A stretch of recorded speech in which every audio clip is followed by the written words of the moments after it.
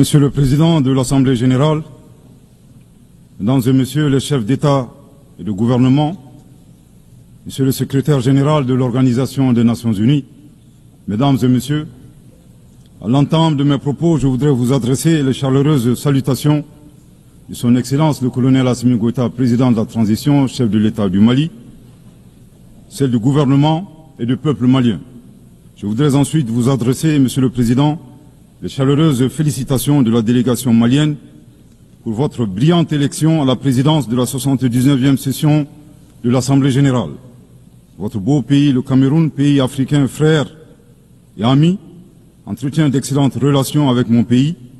Vous pouvez compter sur le soutien total du Mali dans l'accomplissement réussi de votre mandat. Je saisis également cette occasion pour féliciter votre prédécesseur, l'ambassadeur Denis Francis de Trinidad et Tobago, pour la manière remarquable avec laquelle il a conduit les travaux de la 78e session de l'Assemblée générale. Enfin, permettez-moi de réitérer à Monsieur le secrétaire général de l'ONU, Monsieur Antonio Guterres, nos encouragements à poursuivre les efforts pour la réalisation des nobles objectifs de notre organisation commune. Monsieur le Président, le 26 juin 1945, en signant la Charte des Nations Unies à San Francisco, les peuples se sont résolument engagés, je cite, à préserver les générations futures du fléau de la guerre qui, 2 fois en l'espace d'une vie humaine, a infligé à l'humanité d'indicibles souffrances. Fin de citation. Aujourd'hui, l'occasion nous est offerte de nous prononcer sur le thème suivant, ne laisser personne de côté, agir ensemble pour la promotion de la paix, du développement durable et de la dignité humaine pour les générations présentes et futures. Le choix de ce thème qui intervient 79 ans après la signature de la Charte des Nations Unies est-il un pur hasard ou le résultat d'une construction mentale? Nous l'ignorons. Cependant, force est de constater malheureusement que se pose encore avec forte acuité la problématique de la préservation des générations, non seulement celle du futur, mais également la nôtre. Est-ce pour autant un échec des Nations Unies? Incontestablement, une évaluation objective avec des recommandations réalistes de notre système collectif serait salvatrice pour notre devenir. Monsieur le Président, le Mali salue la pertinence de ce thème qui est d'une actualité brûlante, tant il est vrai que les tensions et les guerres en cours continuent, hélas, de menacer la paix et la sécurité internationale, le développement et les droits fondamentaux des populations.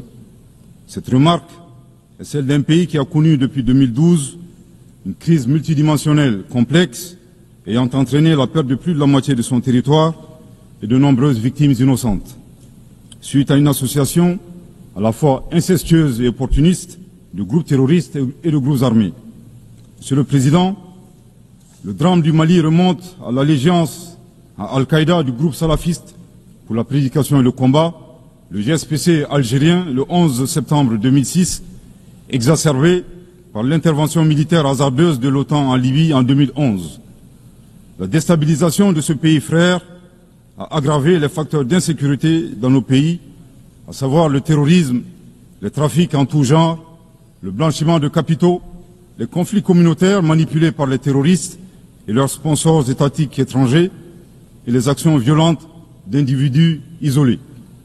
Pour leur part, les autorités maliennes, après avoir fait le constat de l'échec des forces internationales présentes sur le territoire national depuis 2013, ont décidé de reprendre leur destin en main. Ainsi, depuis le 7 juin 2021, après la prestation du serment de son Excellence le colonel Assimi Goïta comme président de la transition chef de l'État, s'est ouvert un vaste chantier d'équipement et de réorganisation des forces de défense et de sécurité associé à un projet de refondation du Mali. Les assises nationales de la refondation, lancées en décembre 2021, ont permis aux Maliens de procéder à un diagnostic exhaustif des causes de la crise, puis d'adopter 517 recommandations pertinentes. À ce sujet, après avoir vécu une insécurité imposée par l'état de nature, le constat concernant le Mali est effarant.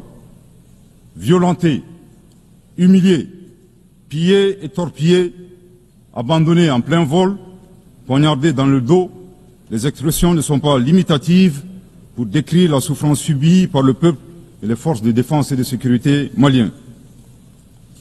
Fort de cette expérience et réalisant que le péril malien ne résultait que de l'état de nature, son Excellence le colonel Assimi Goïta, président de la transition, chef de l'État, s'est contraint d'élaborer une vision réaliste de la géopolitique en convoquant un proverbe populaire en langue bambara, ici traduit librement et contextualisé, je cite, « La succulence de la sauce des uns dépend du pillage des bovins des autres ». Fin de citation. Thomas Hobbes, décrivant l'état de nature de manière identique, affirmait, je cite, que l'homme est un loup pour l'homme. Grâce à ce proverbe qui fait référence à la gastronomie et à la cinégétique, le chef de l'État décrit la dure réalité impitoyable des relations internationales et surtout la place de l'Afrique, dont le pillage des matières premières a servi au développement des autres et non celui des Africains dans leur grande majorité. À cette vision s'ajoute une orientation du chef de l'État qui appelle les Maliens, dans le cadre de la refondation, à redevenir eux-mêmes. En effet, le chef de l'État a procédé le 23 avril 2024 au lancement du programme national d'éducation aux valeurs, qui vise un retour aux sources sans lesquelles il serait difficile d'envisager un avenir radieux pour notre pays dans sa quête légitime de souveraineté. L'invitation à redevenir nous-mêmes ne saurait faire l'économie de la question de savoir qui nous sommes. La réponse immédiate à cette interrogation est donnée par la devise du Mali, un peuple, une grande famille, nation cosmopolite, un but, magnifier la diversité dans l'unité, unis pour bâtir le bien commun, et enfin une foi, la foi à ce que Dieu a donné comme ressource pour la réalisation de la prospérité.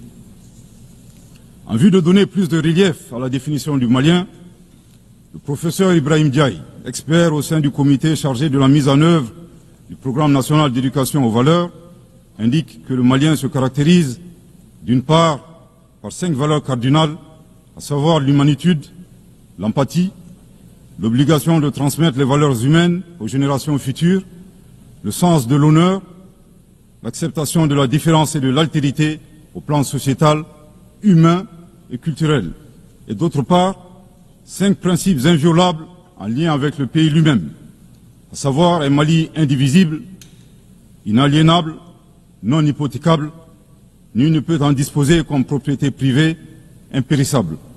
Monsieur le Président, en privilégiant d'être eux-mêmes, les Maliens créent une troisième voie, ne pas devenir des prédateurs, des barbares sans foi ni loi, à la recherche des bovins d'autrui, ne pas devenir les éternelles victimes impuissantes face à la prédation.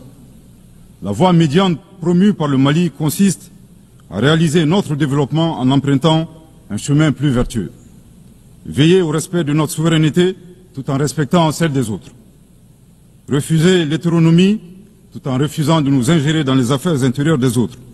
Être ouvert à tous les partenariats sur une base gagnant-gagnant.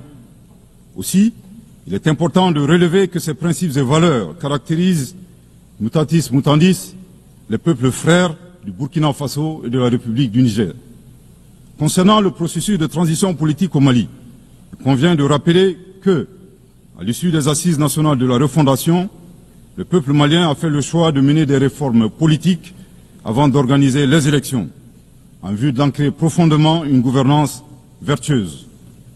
La mise en œuvre des recommandations des assises a permis d'engranger des résultats tangibles, notamment la mise en place de l'autorité indépendante de gestion des élections, l'adoption de la nouvelle constitution le 22 juillet 2023, suite à un référendum bien organisé, le parachèvement de la réorganisation territoriale et administrative, le renforcement de la lutte contre la corruption et la transparence de l'action publique, la relecture du code minier, plus équitable et favorisant le contenu local. Monsieur le Président, soucieux de pérenniser l'unité nationale, fondement de tout développement, le chef de l'État a annoncé le 31 décembre 2023 la tenue du dialogue intermalien pour la paix et la réconciliation afin, dit-il, d'éliminer les racines des conflits communautaires et intercommunautaires dans le but ultime de réconcilier les communautés. Respectant une approche participative et inclusive, le dialogue intermalien qui s'est déroulé en 3 phases, communale, régionale et nationale, a permis aux Maliens de l'intérieur et de la diaspora d'échanger en toute transparence en vue de trouver des solutions endogènes de prévention, de gestion et de règlement des conflits. À la différence de l'accord pour la paix et la réconciliation issu du processus d'Alger, dont certains groupes signataires ont ouvertement basculé dans le terrorisme et qui était devenu un prétexte pour certains États de s'ingérer dans les affaires intérieures du Mali. Le dialogue intermalien a permis aux Maliens de laver leur linge sale en famille sans aucune interférence extérieure. Après la fin de l'accord d'Alger le 25 janvier 2024, aujourd'hui, le dialogue intermalien et ses recommandations officiellement remises au chef de l'État le 13 mai 2024 demeurent le seul cadre de règlement des conflits internes. Nous réitérons un appel à tous les Maliens à s'inscrire dans cette dynamique de réconciliation, une étape indispensable au retour à l'ordre constitutionnel apaisé et sécurisé grâce à l'organisation d'élections présidentielles. Sur le plan de la lutte contre l'insécurité, depuis que les forces de défense et de sécurité maliennes ont lancé des actions offensives de manière autonome, de nombreux succès ont été remportés sur le terrain de la lutte contre le terrorisme. Toutes les régions ont été reprises des mains des groupes terroristes, notamment la région de Kidal, le 14 novembre 2023, à la suite d'une opération militaire mémorable.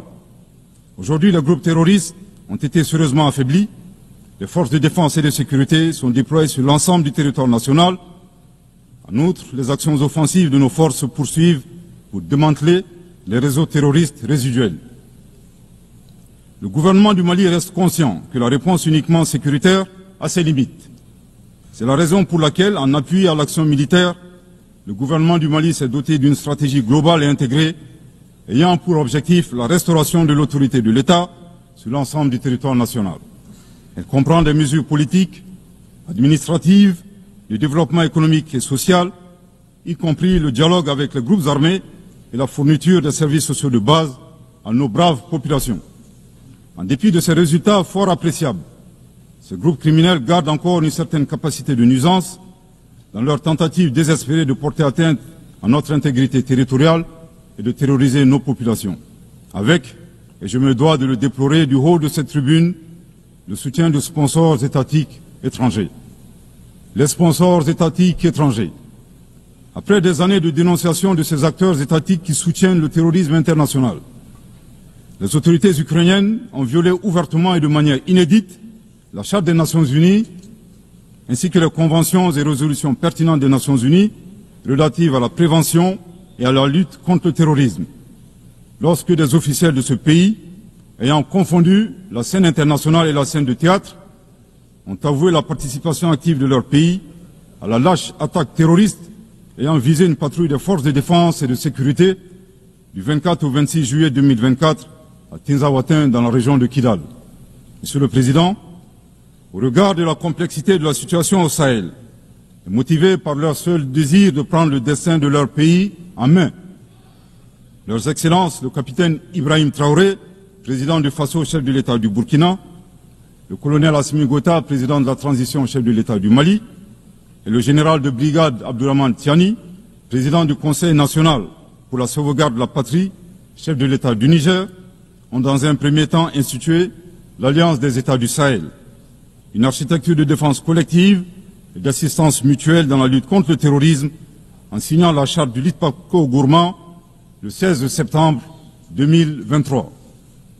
10 mois plus tard, précisément le 6 juillet 2024, les pères fondateurs de l'AES ont souverainement décidé de transformer ce mécanisme en une confédération centrée sur 3 axes: la diplomatie, la défense et le développement, avant de parvenir à terme à une fédération. En si peu de temps, des résultats édifiants ont pu être obtenus dans la lutte contre le terrorisme grâce à la mutualisation des moyens de défense, des opérations militaires conjointement menées et un engagement sans faille à éradiquer le terrorisme. C'est la raison pour laquelle les États membres de la Confédération des États du Sahel ont adressé le 19 août 2024 une lettre conjointe au Conseil de sécurité des Nations Unies pour dénoncer le soutien des autorités ukrainiennes au terrorisme international, condamner l'agression contre le Mali, demander au Conseil de sécurité de prendre des mesures appropriées contre les autorités ukrainiennes. Soit dit en passant, qu'il me soit permis de rappeler que ce nouvel envoi de lettres intervient pendant que le Mali attend encore la suite réservée à une précédente lettre de saisine du Conseil de sécurité des Nations Unies en date du 15 août 2022 afin d'exposer les actes d'agression français à son encontre ainsi que leur implication dans la promotion de 3 formes de terrorisme au Sahel, à savoir le terrorisme armé, le terrorisme économique et le terrorisme médiatique. Couvrant une superficie de 2 758 000 km², avec 71 millions d'habitants, majoritairement jeunes, un potentiel économique exceptionnel, un sous-sol riche de la quasi-totalité des éléments du tableau de Mendeleïev, la particularité de la Confédération des États du Sahel réside dans l'état d'esprit des chefs d'État, des peuples et des forces de défense et de sécurité de la Confédération, forts de leur dignité et de leur honneur. Motivés plus que jamais par le sang versé des leurs, décidés à combattre le terrorisme sous toutes ses formes et honorer la mémoire des victimes, civiles comme militaires, sahéliennes comme étrangères, de la barbarie, déterminés à défendre l'intégrité de leurs terres et assurer leur prospérité de manière pacifique. Comme le stipule le préambule de la charte de l'Iptako-Gourma, qui fait référence à plusieurs organisations internationales, notamment la CEDEAO et les valeurs universelles. Au Seigneur de la guerre et du chaos, avec l'aide de Dieu, nous triompherons encore et toujours de vos œuvres funestes et diaboliques. Curieusement, depuis la création de l'AES, nous avons été surpris par l'hostilité farouche avec laquelle elle a été accueillie, en particulier par certains responsables de la CEDEAO, aux ordres d'entités impérialistes et néocoloniales. Le reste de l'histoire est connu. Amadou Hampâté-Bâ disait, je cite, « À trop vouloir jeter une grenouille qui vous dégoûte, elle finit par tomber dans une bonne mare. » Fin de citation. La Confédération des États du Sahel est ouverte à tous les investisseurs à condition que le partenariat profite aux populations sahéliennes et à la condition de respecter la souveraineté des États. Monsieur le Président, c'est l'occasion pour moi de saluer les relations de coopération exemplaires et fructueuses entre le Mali et la Russie, la Chine, la Turquie, l'Iran et bien d'autres alliés sincères. Le Mali reste ouvert à tous les partenaires qui souhaitent l'aider à relever ces multiples défis. À cet égard, je réaffirme que le gouvernement du Mali reste disposé à poursuivre et à renforcer sa coopération avec l'ONU, notamment à travers les agences, fonds et programmes avec lesquels nous entretenons d'excellentes relations de coopération. Nous saisissons également cette opportunité pour saluer et reconnaître la sagesse de son Excellence, Monsieur le Président Abdelmadjid Tebboune, président de la République algérienne démocratique et populaire. Le 29 août 2024, lors d'une tournée dans le sud algérien, vous déclariez que la Libye, le Niger et le Mali sont des nations fraternelles que vous soutiendriez et non desserviriez. Le peuple malien n'a pas été surpris par ces propos, qui indiquent éloquemment votre panafricanisme, à l'instar de vos célèbres prédécesseurs, dont feu le président Abdelaziz Bouteflika, affectueusement appelé Abdelkader Mali. Suite à son établissement à Gao, et l'engagement des autorités maliennes à travers les actions suivantes. Offrir le territoire malien comme base arrière aux Moudjahidines, ouvrant ainsi un front sud. Participer aux affrontements armés contre le colonisateur français en déployant des combattants maliens aux côtés des Moudjahidines sur le territoire algérien pour défendre la liberté et la dignité des Algériens. Défendre la cause algérienne dans toutes les instances diplomatiques jusqu'au recouvrement de leur indépendance. Cependant, il est de notre devoir d'appeler votre haute attention sur les propos incongrus de vos collaborateurs, allant à contresens de votre souhait de promouvoir des relations harmonieuses avec vos voisins dans le Mali. Le 31 juillet 2024, le ministre algérien des Affaires étrangères déclarait que la crise malienne n'avait pas besoin de solution militaire. C'était un conflit entre frères. La solution ne peut être que politique. Au sujet de l'accord d'Alger, il a affirmé qu'il avait été bénéfique pour le Mali et avait préservé la souveraineté et l'intégrité territoriale du Mali. S'en départir par conséquent aura un impact négatif sur tous les acquis. En outre, le 26 août 2024, votre représentant permanent auprès des Nations Unies a déclaré, je cite, « Ce matin, j'ai appris par les médias qu'un drone a effectué une frappe dans le nord du Mali, tuant une vingtaine de civils. Ceux qui appuient sur la manette de ce drone n'ont de compte à rendre à personne sur ces frappes. » Fin de citation. De l'analyse des propos du premier, nous constatons une grave ingérence dans les affaires intérieures du Mali. En effet, la nature de la solution déployée par les autorités maliennes ne concerne que les Maliens. Depuis la fin de l'accord d'Alger le 25 janvier 2024, les Maliens n'expriment qu'un seul vœu le concernant, que son âme repose en paix. Monsieur le ministre des Affaires étrangères, l'accord est bien et belle mort, vos incantations ne serviront pas à le ressusciter. Vous me donnez l'occasion d'une part de vous réitérer que nul ne peut aimer le Mali plus que les Maliens, et d'autre part de vous rappeler que le Mali et son peuple ne seront pas des spectateurs face aux assauts et l'adversité. Pour chaque balle tirée contre nous, nous réagirons par réciprocité. Pour chaque mot employé de travers, nous réagirons par réciprocité. À bon entendeur, tant pis. Quant aux représentants permanents algériens, en plus d'offrir le gîte et le couvert, certainement avec de succulents plats de tchèque-tchouka et de chorba, à des terroristes et des renégats en débandade, son rôle d'estafette désorienté ne contribue guère à la promotion des relations de bon voisinage. De ces propos, il ressort des accusations graves et infondées. D'une part, la qualification de la nature civile des victimes à partir des médias est aventureuse et diffamatoire. Et d'autre part, en affirmant que les opérateurs de drones n'ont de compte à rendre à personne, il alimente une campagne de désinformation contre le Mali, tout en soutenant l'idée que les voyantes forces de défense et de sécurité maliennes seraient incapables de piloter des drones. Il me plaît ici de rappeler que la montée en puissance des FAMA n'est pas une vue de l'esprit, mais une réalité tangible qui a permis de reprendre le contrôle de l'ensemble du territoire national. Concernant l'usage des drones, les opérateurs sont bien des Maliens qui agissent avec professionnalisme, à l'instar du reste des forces de défense et de sécurité maliennes, et traitent les cibles terroristes suivant des procédures conformes aux normes internationales.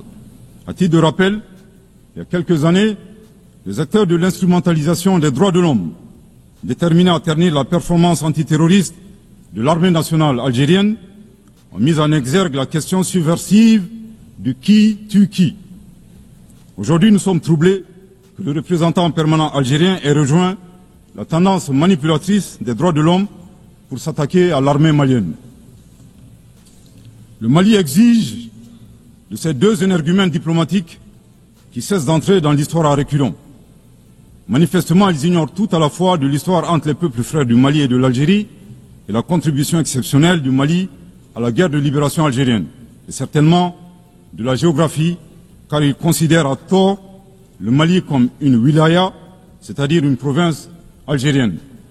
Je répète, le Mali exige de ces deux énergumènes diplomatiques qui cessent d'entrer dans l'histoire à reculons. Manifestement, ils ignorent tout à la fois de l'histoire entre les peuples frères du Mali et de l'Algérie et la contribution exceptionnelle du Mali à la guerre de libération algérienne et certainement de la géographie, car ils considèrent à tort le Mali comme une wilaya, c'est-à-dire une province algérienne. Je répète pour une dernière fois, le Mali exige de ces deux énergumènes diplomatiques qui cessent d'entrer dans l'histoire à reculons. Manifestement, ils ignorent tout à la fois de l'histoire entre les peuples frères du Mali et de l'Algérie et la contribution exceptionnelle du Mali à la guerre de libération algérienne et certainement de la géographie, car ils considèrent à tort le Mali comme une wilaya, c'est-à-dire une province algérienne. Monsieur le Président, sur la situation régionale et internationale, le Mali reste très attentif au développement en cours en Afrique et dans le reste du monde. Ainsi sommes-nous préoccupés par le niveau de violence au Moyen-Orient, notamment dans les territoires palestiniens occupés. Le peuple malien réaffirme son soutien au peuple palestinien frère dans sa lutte légitime pour l'autodétermination. Le gouvernement du Mali réitère son appui à la solution à deux États, Israël et la Palestine, vivant côte à côte, en paix et en sécurité, à l'intérieur de frontières sûres et internationalement reconnues. Nous condamnons sans réserve l'usage indiscriminé de la force par l'armée israélienne contre les Palestiniens. Au plan humanitaire, le Mali est préoccupé par la situation précaire des millions de réfugiés et les déplacés internes dans le monde, du fait des conflits armés, des catastrophes naturelles et des changements climatiques. J'ai en ce moment une pensée toute particulière pour mes compatriotes réfugiés dans les pays voisins, pays que je remercie pour leur hospitalité et leur générosité. Je voudrais les assurer que le gouvernement malien ne ménagera aucun effort pour continuer à les assister et pour créer les conditions leur permettant de rentrer dignement et en toute sécurité dans leur localité d'origine.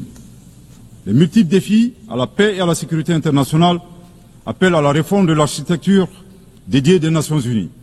Dans la même veine, le Mali continue de plaider pour la réforme de la gouvernance mondiale politique, économique et financière afin de créer les conditions optimales et justes du développement de nos pays. Dans cette dynamique, le Mali continue de plaider pour la réforme des institutions financières internationales comme la Banque mondiale et le Fonds monétaire international. De même, nous saluons les modèles alternatifs et crédibles tels que les BRICS. Les changements climatiques constituent également une menace réelle pour les générations présentes et futures. Nous devons avoir le courage de sortir du dogmatisme ambiant et des jeux d'intérêts étroits concernant cette problématique. À cet égard, le temps est venu de mettre effectivement en œuvre les décisions de nos sommets et de nos COP. Il est nécessaire que les pays à l'origine du réchauffement climatique assument leurs responsabilités pleines et entières, y compris celle de soutenir les efforts des pays du Sud pour un développement respectueux de l'environnement. Monsieur le Président, pour terminer, je voudrais faire observer que cette 79e session de l'Assemblée générale se tient dans un contexte de défis immenses pour nos États et pour nos institutions multilatérales. La paix et la sécurité internationale n'ont jamais été autant menacées depuis les deux grandes guerres, y compris par le terrorisme international et l'extrémisme violent. Dans un tel contexte, il sera difficile d'atteindre les objectifs de développement durable à l'horizon 2030 en termes d'éducation, de santé, d'accès à l'eau potable, d'énergie et de justice. Cependant, malgré ces péripéties, le Mali reste disposé à jouer toute sa partition dans la mise en œuvre de ses engagements nationaux et internationaux, tout en gardant un certain espoir en l'avenir. Que Dieu bénisse le Mali et préserve les Maliens des forces obscurantistes et destructrices du monde. Que Dieu bénisse la Confédération des États du Sahel et préserve les populations sahéliennes des forces obscurantistes et destructrices du monde. Que Dieu bénisse l'Afrique et préserve les Africains des forces obscurantistes et destructrices du monde. Que Dieu bénisse le monde et préserve l'humanité entière des forces obscurantistes et destructrices du monde. Je vous remercie de votre très aimable attention. Merci d'avoir suivi ce discours du ministre d'État malien, ministre de l'Administration territoriale et de la décentralisation, le colonel Abdoulaye Mega. Dites-nous ce que vous en pensez dans les commentaires et à très bientôt.